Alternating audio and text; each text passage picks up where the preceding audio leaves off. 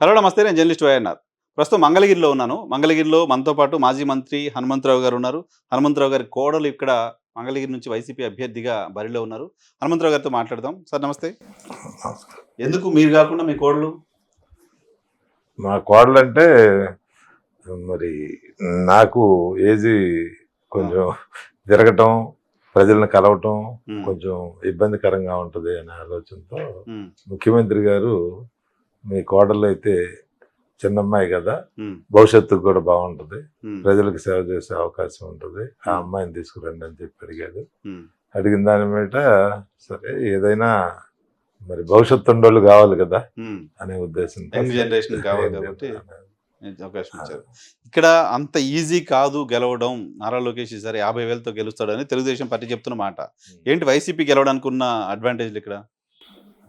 ఇప్పుడు వైసీపీ గెలవటం అనేది రాష్ట్ర వ్యాప్తంగా కూడా ముఖ్యమంత్రి జగన్మోహన్ రెడ్డి గారు తీసుకున్నటువంటి కార్యక్రమాలు ప్రధానంగా ఉన్నాయి. ఒకటి, తర్వాత ఆయన పేదరికాన్ని నిర్మూలన చేయాలి, రాష్ట్రంలో విద్యా వైద్యాన్ని ప్రజలకు అందించాలి. ఇవి కూడా ఏ ప్రభుత్వాలు చేయలే, ఏదో చేసుకుంటూ వెళ్ళినాయి అంతే. అవసరాలకి తగిన విధంగా బ్యాంకుల నుంచి రుణాలు ఇప్పించేవాళ్ళు, అంతకు మించి అవసరాలకు తగిన విధంగా పరిపాలనా విధానం వారి చేతి దగ్గరకు వెళ్ళాల. ఒకటి కనుక ఇవాళ ప్రజల్లోకి 5 సంవత్సరాల పరిపాలన పూర్తిగా ప్రజలకి వాళ్ళ అవసరాలని దృష్టిలో పెట్టుకొని పరిపాలన జరిగింది. పేదలకి న్యాయంగా పిల్లలను చదివించుకోవాలి అంటే అమ్మఒడి 13,000 రూపాయలు ఇచ్చి సంవత్సరం పొడుగుతా వాళ్ళకి ఖర్చు పెట్టుకోండి, మళ్ళీ వచ్చే సంవత్సరం నేను ఇస్తాను అని చెప్పి 5 సంవత్సరాలు ఆయన ఆ రకంగా చేశాడు.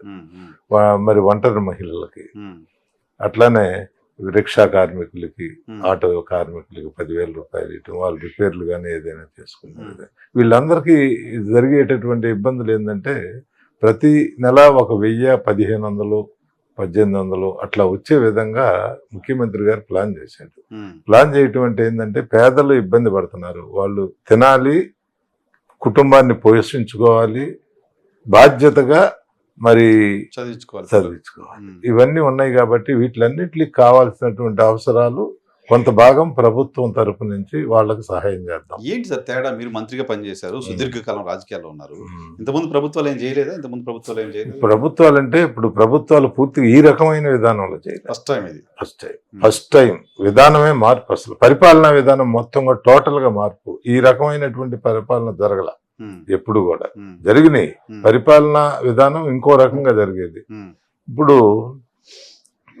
డైరెక్ట్ గా వాళ్ళకి మనీ ఇవ్వటం వల్ల వచ్చిన లాభం ఏంటి? లేదు ఏదైనా కొని వస్తువు రూపేణా ఇవ్వటం, లేదు స్కాలర్షిప్లు ఇవ్వటం, ఇవన్నీ కూడా మధ్యవర్తుల దగ్గర కొంత డబ్బు మిస్యూజ్ అవ్వటం, ఇవన్నీ కూడా జరిగాయి. తర్వాత బ్యాంకు లోన్లే ఇచ్చేవాళ్ళు, బీసీలు ఉన్నారు, బీసీ కార్పొరేషన్ నుంచి వీళ్ళు 10% కట్టుకుంటే 90% బ్యాంకు నుంచి ఇవ్వటం, వాళ్ళకి చాలినటువంటి విధానం, వాళ్ళ చుట్టూ మధ్యవర్తులు తిరిగి ఇబ్బందులు పెడతాం, ఇవన్నీ ఉండేవి. అసలు ఒక స్కీమ్ డైరెక్ట్ బెనిఫిట్. తర్వాత శాచురేషన్ పద్ధతి, అసలు అది ప్రధానమైనటువంటిది. ఇవాళ మేము గెలుస్తాము అని చెప్పి ఎందుకు అంటున్నామంటే శాచురేషన్ పద్ధతుల్లో ఎవరు చేయలే. వాళ్ళ పార్టీకి అనుకూలంగా ఉండేట్టుగానే తెలుగుదేశం గవర్నమెంట్ లో జరిగింది.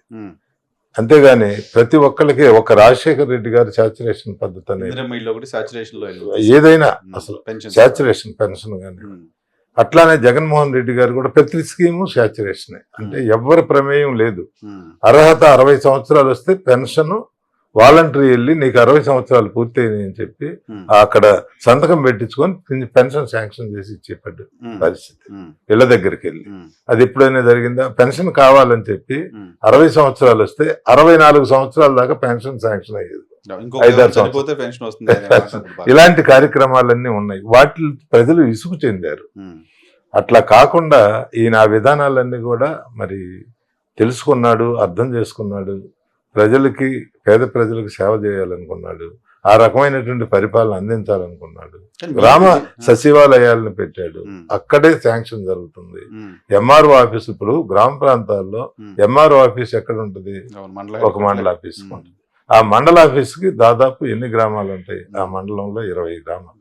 వాళ్ళంతా వచ్చి అర్జీలు పెట్టుకొని వాళ్ళు ఉండి లేక అవును. ఇబ్బందులు పడే పరిస్థితి. ఇవాళ వాళ్ళ ఊళ్ళోనే వాళ్ళు అప్లికేషన్ పెట్టుకున్నారు, జరిగిపోతుంది.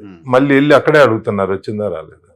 వాళ్ళు దానికి సమాధానం చెబుతున్నారు 2-3 రోజుల్లో వాళ్ళకి.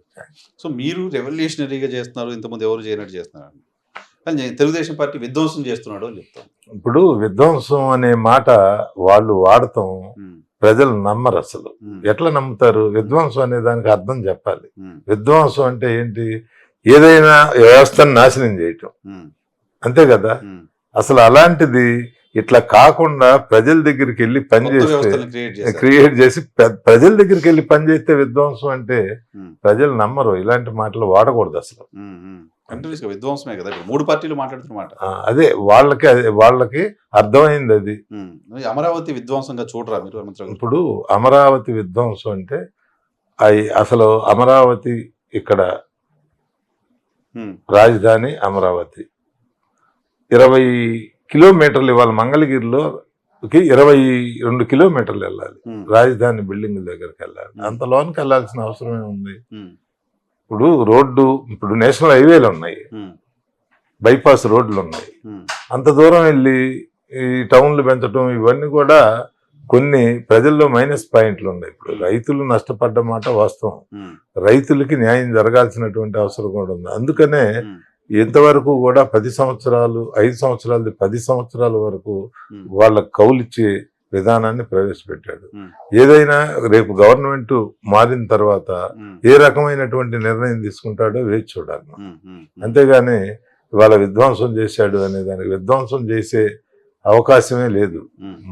దాని గురించి కూడా ఆలోచించాల్సినటువంటి అవసరం ఉంది. ఖచ్చితంగా ముఖ్యమంత్రి గారు ఆలోచిస్తారని చెప్పి కూడా. గడిచిన ఎన్నికల్లో లోకేష్ ని గెలిపించడం కోసం మీరు చాలా కష్టపడ్డారు, సాధ్యం కాల. ఈసారి లోకేష్ ని ఓడించడం కోసం కష్టపడబోతున్నారు. అంటే ఒకటి, ఇప్పుడు ఆ పార్టీ పని చేసినటువంటి విధానాన్ని బట్టి ప్రజలు గెలిపిస్తారు, అంతే. ఎప్పుడైనా ఆ పార్టీ విధానాలు ప్రజలకు నచ్చలేదు కాబట్టి ఓడించారు. మేం చేసిన ఉపయోగం ఏముంది? ఇవాళ కూడా పార్టీ జరిగినటువంటి విధానాలన్నీ కూడా గొప్పగా ఉన్నాయి కాబట్టి ప్రజలకు చేరువలో ఉన్నాయి, ప్రజలు సంతోషంగా ఉన్నారు. పేద వర్గాలంతా కూడా సమాజంలో 80% పైన పేదవాళ్ళు ఉన్నారు. వాళ్ళ కోసం ప్రభుత్వాలు పనిచేయాలి, ఆ విధానాన్ని తీసుకున్నారు కాబట్టి మేము కూడా ఖచ్చితంగా ఎవరు ఏమిటి అపోజిషన్ లో ఎంతటోళ్ళు ఉన్నారు అనే ఆలోచన అనేది మాకు ప్రత్యేకంగా లేదు. కారణం ఏంటంటే ఈ నియోజకవర్గంలో మొట్టమొదటి నుంచి ఉన్నాం, మీరు ఉండాలని చెప్పి ఆయన అడిగాడు, ఉన్నాం. అంతేగాని వాళ్ళకు కొత్త కానీ మాకు కొత్త కాదు ప్రజలతో. అందుకని మేము పెద్దగా ఆలోచించుకోవాల్సిన తెలియని వాళ్ళు కాదు.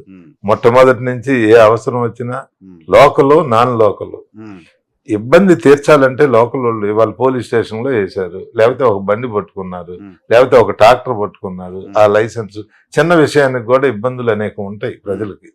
వీటిలన్నిటిని కూడా తీర్చాల్సిన పరిస్థితి ఉండాలి అంటే ప్రజలకి ఏ నాయకుడైనా చేరువలో ఉండాలి. వాస్తవాన్ని తెలుసుకుంటాం. అసలు నిజంగా లైసెన్స్ లేకుండా ఆపాడా, లైసెన్స్ ఉండా కూడా ఆపుతున్నాడా, మాట్లాడే యాక్సెస్ ఉండాలి కదా.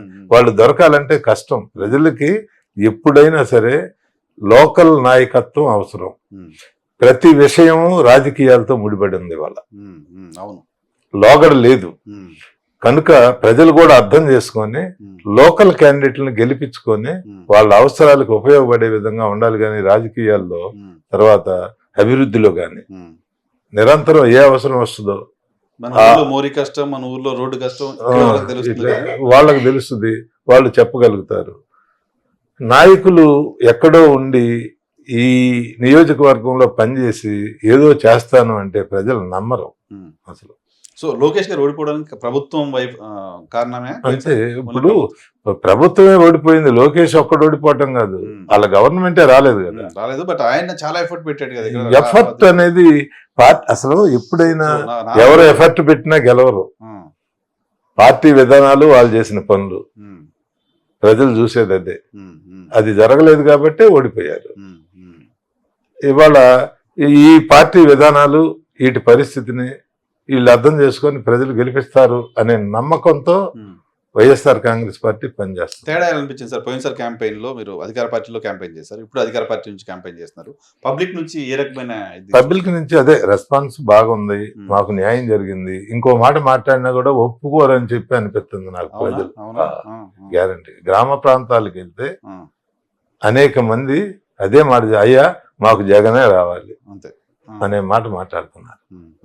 మాట్లాడి క్లోజ్ చేస్తాం. మీ టైం తీసుకొని మీరు ఎక్కడ సీఎంఓకి వెళ్ళాలి. ఒకటి సంచులు బరువు ఎక్కువ కావాలి మీ నియోజకవర్గానికి. మీరు ఈ పైకి ఎన్ని చెప్పినా కెమెరాల ముందు బరువు కావాలి. రెడీ చేసుకున్నారు మరి?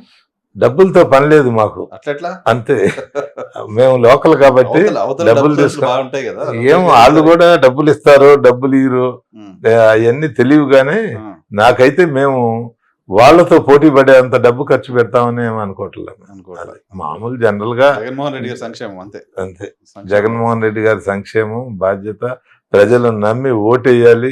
మళ్ళీ ఈ పరిపాలన ఇంకా 4-3 స్కీములు అదనంగా పేదవాళ్ళకి వచ్చే విధంగా ప్లాన్ చేస్తున్నారు. అవి కూడా మేనిఫెస్టో రిలీజ్ అవుద్ది. ఆ రిలీజ్ అయిన తర్వాత ఇంకా కొంత పేదవాళ్ళకి న్యాయం జరిగే విధంగా మేనిఫెస్టో ఉంటుంది. సంక్షేమ పథకాలు, పరిపాలనా విధానం, ఇవన్నీ కూడా ప్రజలు చూస్తున్నారు కాబట్టి న్యాయంగా ఖచ్చితంగా వైఎస్ఆర్ కాంగ్రెస్ పార్టీ ఈ రాష్ట్రంలో గెలుస్తుంది. మంగళగిరి నియోజకవర్గం కూడా మెజార్టీతో గెలుస్తాం. అందులో ఏ రకమైన అనుమానం లేదు. అందులో ఏం అనుమానం లేదు. ప్రజా బలం ఉంది మాకు, అంతే. ఇంకా వేరే ఇంకొక మాట చెప్పాలి, ప్రజా బలం ఉంది, పార్టీ అండదండలు ఉన్నాయి, పార్టీ చేసిన పనులు ఉన్నాయి, ప్రభుత్వ విధానాలన్నీ కూడా ప్రజలకు చేరువైనాయి. ఇవన్నీ ఉన్నాయి కాబట్టి బలమైనటువంటి పార్టీగా ఈనాడు ప్రజల ముందుకు వెళ్తున్నాం. మీ దగ్గర మీ నియోజకవర్గానికి సంబంధించి ఇంతకుముందు ఇన్ఛార్జిగా ఉన్న చిరంజీవి గారిని ప్రకటించారు.